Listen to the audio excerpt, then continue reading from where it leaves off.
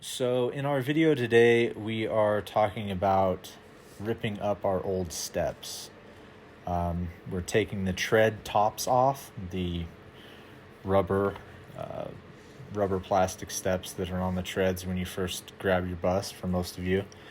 Ours we're ripping up because we just don't like the look of it, and our bus is a northern bus, so we found a few patches of rust around our wheel wells and as you enter the bus.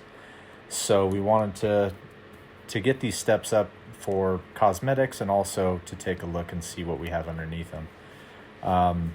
The way I got the steps up, the easiest was I started with a small drill bit and drilled out the centers of our screws. Because they're corroded usually, they're full of mud, they're full of all sorts of crap from people walking on them for years. So the simplest way I found was just take a small drill bit, drill out the head of the screw, and then get a drill bit that's about the size of your screw and drill it the rest of the way out. What you don't want to do is what I'm doing in this video, and that's swivel your drill bit around as you're drilling, because that's a good way to break it, and push as hard as I'm pushing. If I was going to do this all day long, I would have some sort of lubricant I could shoot on the drill bit to keep it from smoking and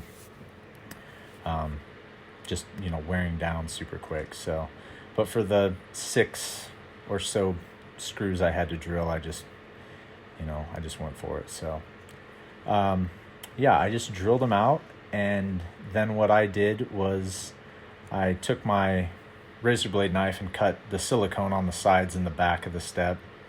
That always kind of will hold you up a little bit, so I usually just cut it real quick. And I only drilled the first row of screws in the front, so I left the back ones intact. And then I just I should have got a pry bar. It looks like I just used my arms here, which a pry bar works a lot better and saves your back.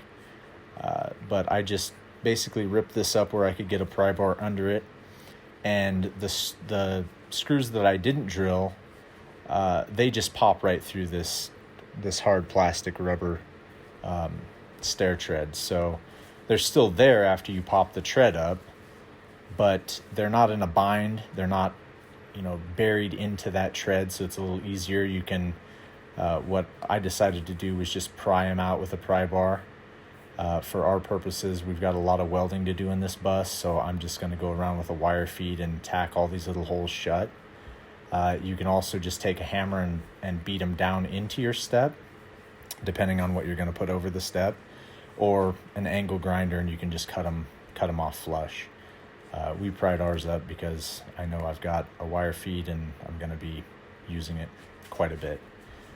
So once that's done, now you can see what we're dealing with. The top 2 steps, again, they weren't that bad when we got down to them, but we wanted to take the tread off anyway because we're going to go with some tile work and some wood on them, I think. The bottom step, however, you can see is more gone than there. I mean, I was stepping through it. There was just a piece of carpet, and I was about to fall through as I stepped in if I stepped in the wrong place in that hole. So for the bottom step, we are going to cut that rectangle of the step away right up to the edge, and then I'm going to get underneath there and check our cross beams, support beams, and make sure that they're still intact and they aren't rusted out or going to create a problem in the future. If they're as crappy as they kind of look like they're going to be, I'll cut those out as well and weld in some angle iron and some support steel. And then once that's trustworthy, I'll go over the top of that with 10 gauge steel. So we've got this step. We've also got some spots around our wheel wells that we've got to do. That'll be our next video, is cutting all this out, checking to make sure everything's going to support our weight and be safe, and then tacking in our supports and tacking on, welding in our 10 gauge steel, just making sure everything's high and tight. And then after that, anything that has some surface rust, I like to use OSFO on. I know I've seen it featured in a lot of these videos on YouTube. I used to sell it and I found it was a great product, so that's what we'll be using.